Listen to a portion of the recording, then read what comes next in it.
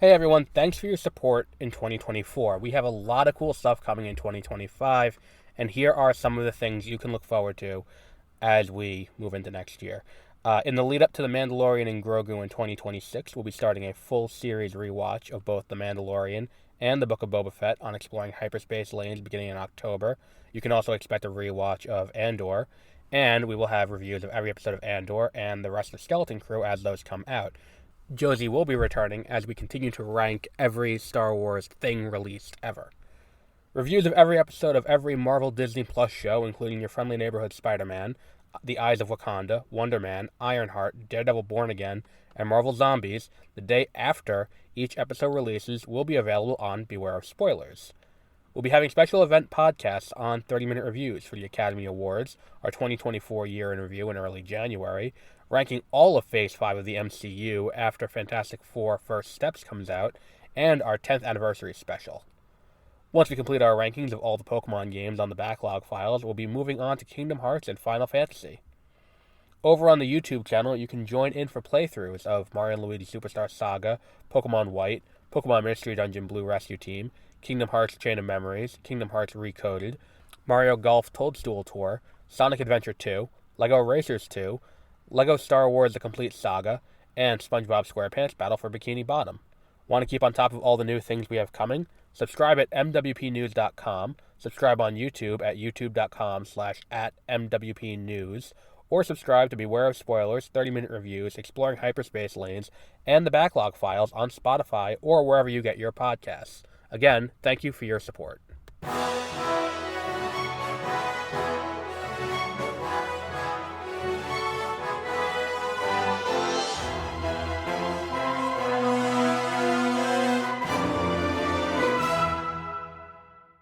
Good morning, well afternoon by the time this goes up, and welcome to Exploring Hyperspace Lanes. I am Adam. If you want to hear me and Josie talk at length about what we think is going to happen in the world of Star Wars this year, you can go ahead and check out the episode that we put up on Wednesday, where we talk about last year's predictions and how we were both very wrong, and how this year we are, one of us is prepared to be very wrong, because I think Josie's going to get a pizza out of this. But regardless, the point is, here we are with, back to our Andor rewatch with a few weeks out until Andor. And I gotta say, I don't know why. So, and again, I think we talked about this a little bit last week, this idea that, like, when we talk about Andor, the thing that kind of sticks out is all the stuff on Narcana 5. Like, if that was the name of the planet. The one where, what's it called? The one where, the prison planet where Andy Serkis is. Like, that's the thing that really stands out to me. Everything after Aldani really stands out. And it was some of the best TV they've done. So here I am, rewatching this, and I forgot so much about the first arc of episodes that I'm like, God, I forgot how much happened. So that said, like,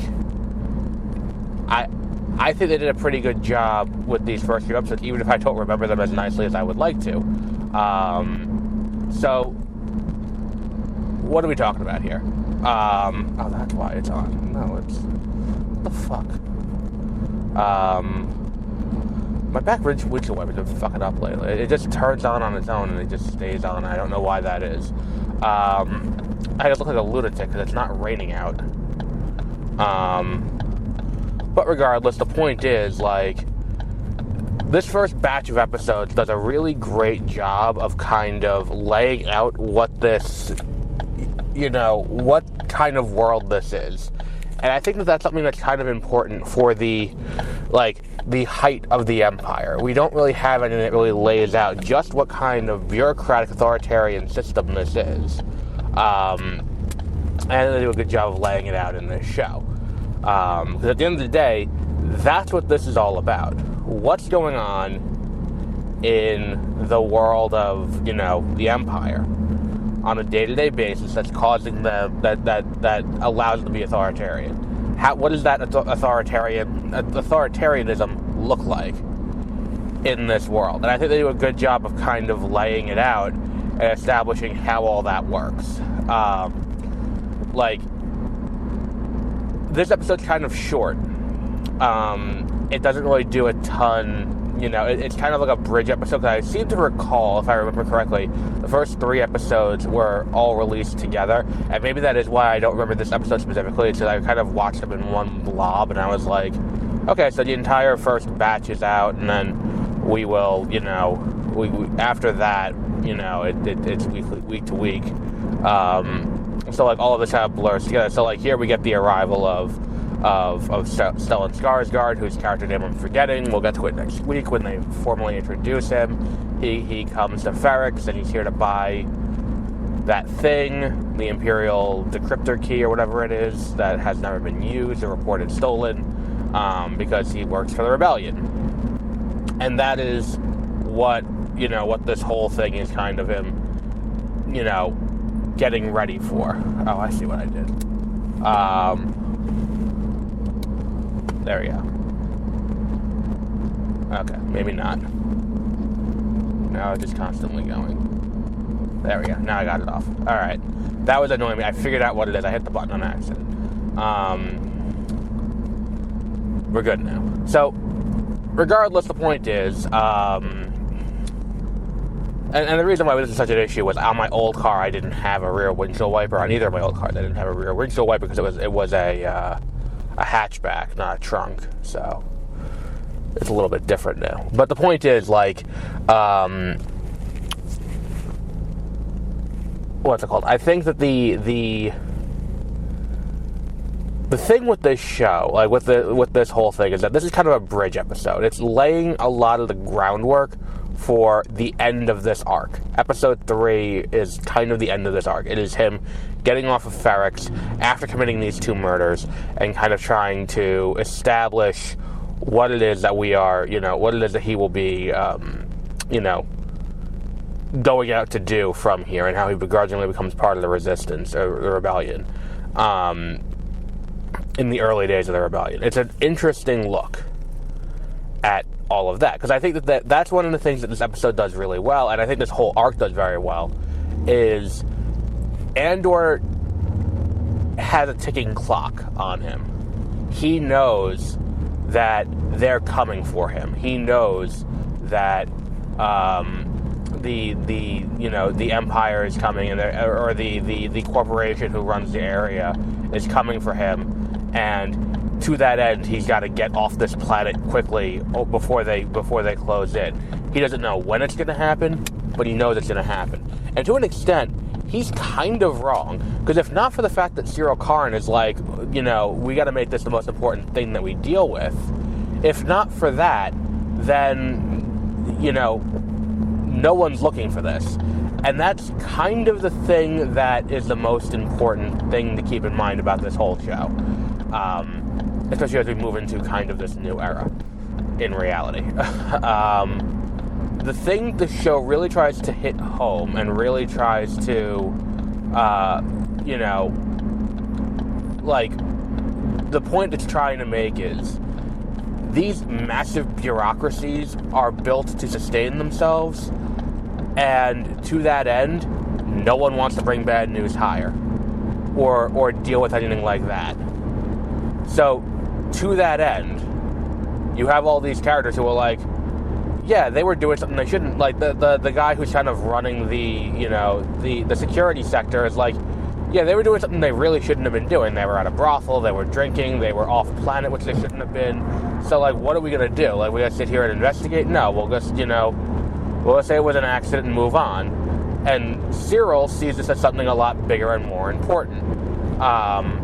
And he's just like, well, no, we can't let this stand. We need to deal with this. And it's this idea of, like, people who are career bureaucrats versus people who are here because, people who are here to collect a paycheck and are here to fill the role in the bureaucracy versus the people who have signed on to a illegitimate system and, a system built on racial supremacy, because that's fundamentally what this is. This idea that, like, this corporation fundamentally believes that they are more important and more valuable than the people who live on the various planets they oversee, like Ferrix. So, like, this idea that, like, you have, like, I'm sure there's some element of it with the guy who's running things, but also he's like, I don't want to do the paperwork or deal with this. Like, this is going to become a bigger issue if we, if we investigate this further, so we'll just say it was an accident and move on.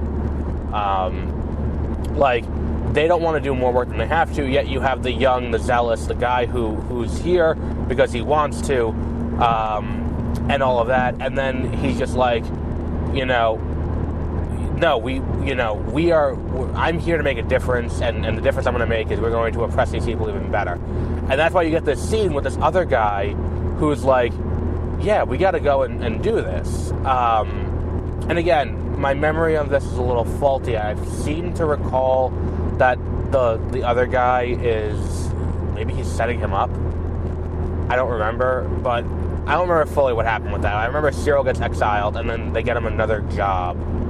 Mrs. Fig gets him another job working in Coruscant, and it's this idea that, like, in ISB, he ends up working. But it's this idea that, like,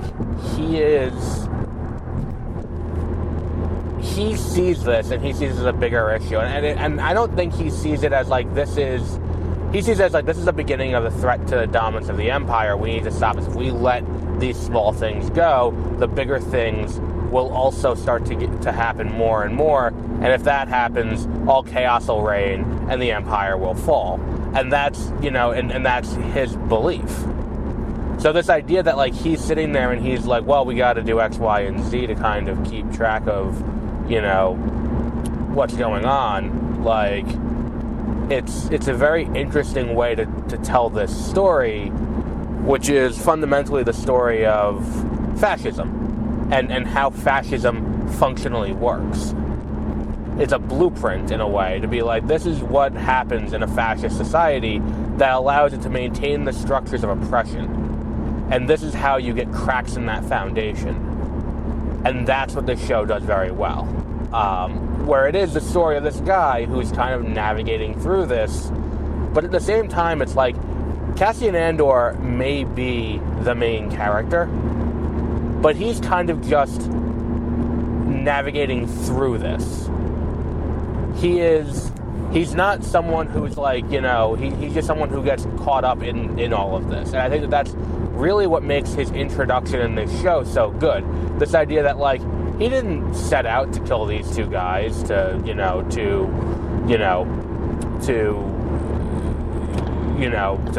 the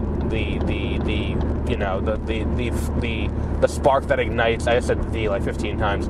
The spark that ignites the rebellion. That wasn't what he set out to do. He was just trying to defend himself, and then he killed the one guy on accident, so he had to kill the other, so there was no witnesses.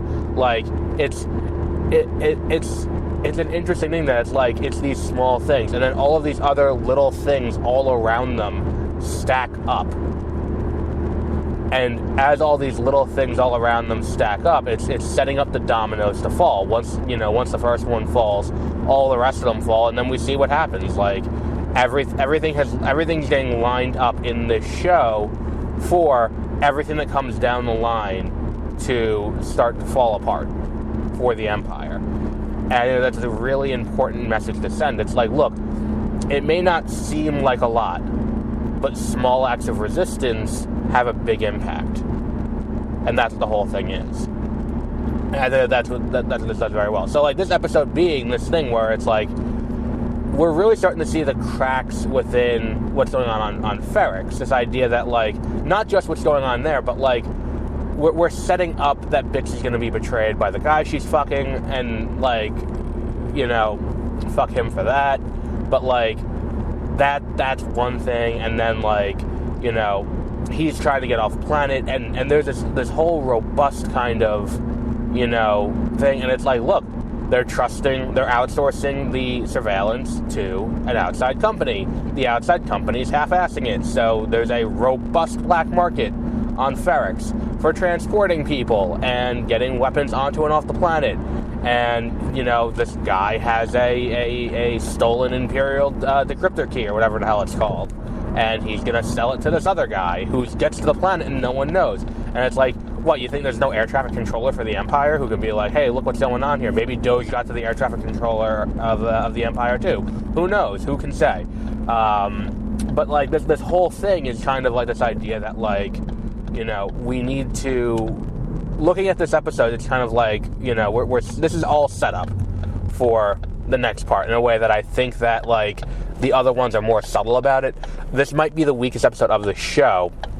But the episode's not bad. It's just the rest of the show is so good. And even the intermediary episodes, where it's like, if I remember, isn't it like 3? Like, it's 4 mods of 3. Like, 4 little mini mods of 3. And I think that's what the next season is over the next, like, the 4 years after that. It's like 1 year, year 2, year 3, year 4, year 5. And that's what this is it's, you know, you have these small moments that are, you know, that are going to have widespread ramifications. And I think that's a very interesting way to tell this story. And we'll see more as the season goes on. But we'll wrap up there for today. Next week, we'll be back with episode 3. Maybe Joe's will be back. We'll talk about Rogue One. Who knows? We'll see. And until our next episode, have a great rest of your week.